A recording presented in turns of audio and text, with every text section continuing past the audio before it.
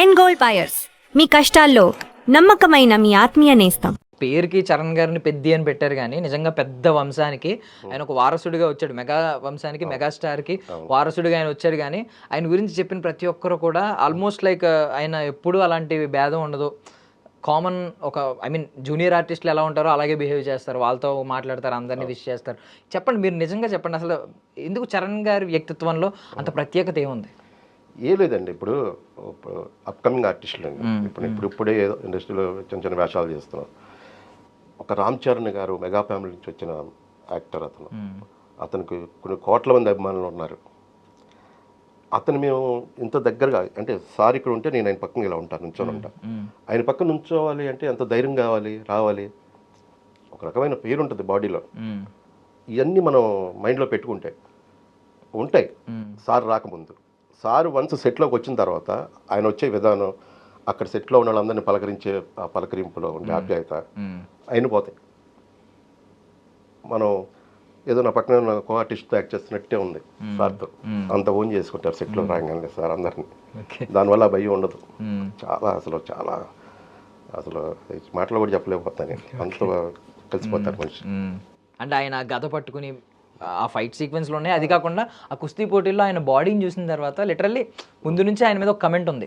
మొత్తం ఇండియన్ ఇండస్ట్రీలోనే ఒక అద్భుతమైన బాడీ బిల్డింగ్ ఎవరికి ఉందంటే ఫస్ట్ పేరు ఈందే వస్తుంది అని చెప్పి ఎప్పటి నుంచో అంటూ ఉన్నారు. బికాజ్ ఆ హెవీ బాడీ, ఈవెన్ ఇప్పుడు రానా గారు లాంటి అంత హైట్ ఉన్న పర్సన్ ఆ కైండ్ ఆఫ్ బాడీ బిల్డ్ చేశారంటే వేరు. బట్ ఈయన ఒక యావరేజ్ హైట్, ఒక యావరేజ్ లుకింగ్ హీరోస్ అందరూ ఉంటారు కదా, ఆ హైట్లో ఉండి కూడా ఆ kind of bulky body build చేసుకుని వచ్చారు. ధ్రువ సినిమాలో చూసాం, చాలా సినిమాలో చూసాం. మీకేమనిపించింది అండి ఆయన కుస్తీ పోటీకి ఆయన బాడీతో వచ్చినప్పుడు చూసినప్పుడు ఏమనిపించింది? ఆయన హార్డ్ వర్క్ అనిపించిందండి.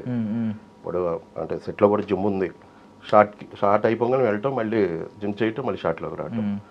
అట్లాగా ఆయన చాలా హెవీ వర్క్ అతను చాలా బాగా కష్టపడతారు. ఆయన కష్టం విషయంలో అసలు ఆయన ఆశ్చర్యం వేస్తుంది. అసలు ఇక్కడ డూబ్ లేకుండా చేశారండి సినిమాలో ఫైట్లు అన్ని, ఆ కుస్తీ పోటీలు అన్ని, జంపులు కానీ అవన్నీ. అది చాలా గొప్ప. అసలు అది ఇది కూడా విన్నాం, అంటే డూప్ లేకుండానే చేశారు అన్ని షాట్లు ఆల్మోస్ట్ అని. అవునండి. అసలు మీరు అది నిజం చెప్పగలరా అలా క్లియర్? అయ్యో, అసలు డూప్ అనేది లేదు, అసలు డూపే లేదండి, డూపే లేదు.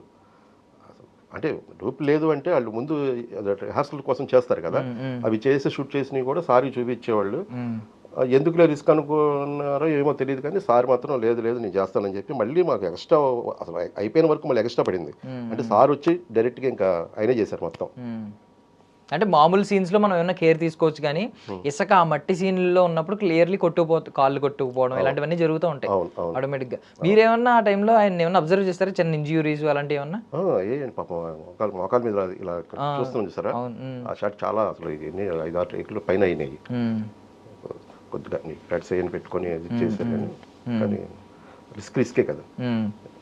ఆయన చాలా రిస్క్ చేశారు, చాలా ఇంజూరీ అయినాయి కదా, కన్నుకి దెబ్బ తగిలింది, ఈ మధ్య చెయ్యి ఒకటి ఇక్కడ రైట్ ఫ్రాక్చర్ ఒకటి. చాలా హార్డ్ వర్క్ చేశారు. ఏం పెట్టుకున్నారు మనసులో తెలియదు, కానీ ఈసారి బలంగా గుద్దాలనుకున్నారు. ఆల్మోస్ట్ లైక్ ఆ పోస్టర్ వచ్చింది కదా మీకు, గద పట్టుకుని ఉన్నది, పెహల్వాన్ గెటప్ లో ఉన్నది, ఏదో హనుమంతుల వారు బయోపిక్ తీస్తే, హనుమంతుల వారిని రిప్రజెంట్ చేస్తే ఏదైనా సినిమా తీస్తే ఎలా ఉంటుందో అలా కనిపించారు ఆ బాడీతో. దీన్ని ఈవెన్ నా హెయిర్, లాంగ్ హెయిర్ గెడ్డం అసలు స్క్రీన్ మీద చూసే మీకు ఎలా ఉంటుందో తెలియదు, కానీ లైవ్ లో మేము చూసిన వాళ్ళం అయితే అసలు మాకు ఒళ్ళు పులకరించేది ఆయన చూస్తుంటే. ఇప్పుడు చిరంజీవి గారిని మీరు మామూలుగా సినీ ప్రేమికులు అందరూ కూడా ఆయన సినిమాలన్నీ చూసిన వాళ్ళమే థియేటర్లో. ఆయన్ని థియేటర్లో చూసి ఇప్పుడు చరణ్ గారిని పక్క నుంచి చూస్తూ ఆయన పక్కన యాక్ట్ చేస్తున్నప్పుడు ఏమన్నా మీకు చిరంజీవి గారి ఏమన్నా రిజెంబ్లింగ్ కనిపించిందా? అప్పట్లో చిరంజీవి గారు పాత సినిమాల్లో చేసినప్పుడు, ఆయన 30s 40s చేస్తున్నప్పుడు, ఇప్పుడు చరణ్ గారి లుక్స్ ఏమన్నా అనిపించినాయి అక్కడైనా? దగ్గరగా సార్ది చూసాం కదండి మనం. అది ఏ సినిమా, అది అడవి దొంగలో సారు వేరు బాడీతోనే కదా చేసేది. చరణ్ గారిని చూడగానే ఫస్ట్ నాకైతే రీకనెక్షన్ షాట్లు అయ్యో పడ్డాయి. అడవి దొంగ, ఆ ఖైదీ సినిమాలో ఆ షర్ట్ లేకుండా ఉండేవి, అట్లా కొద్దిగా అలాగే ఉంటాయి ఫీచర్స్ అయినా కూడా. ఓకే. అండ్ బుచ్చిబాబు గారి గురించి మాట్లాడుకుంటే, మీరు ఇప్పుడు మంచి మంచి సినిమాలు చేశారు, ఈవెన్ నెక్స్ట్ సినిమాలు కూడా లైనప్ కూడా మంచి మంచి సినిమాలు ఉన్నాయి. ఇప్పుడు డ్రాగన్ కానీ పాన్ ఇండియా ప్రాజెక్టులు చేస్తున్నారు. ఇలాంటి టైంలో బుచ్చిబాబు గారు మనకి చాలా ఒక అండర్ డాగ్ లాగా వచ్చి ఈరోజు స్లమ్ డాగ్ మిలియనేర్ సినిమా ఉంది, ఒక అండర్ డాగ్ అనుకున్న వ్యక్తి సడన్గా టాక్ ఆఫ్ ద టౌన్ అయిపోతాడు.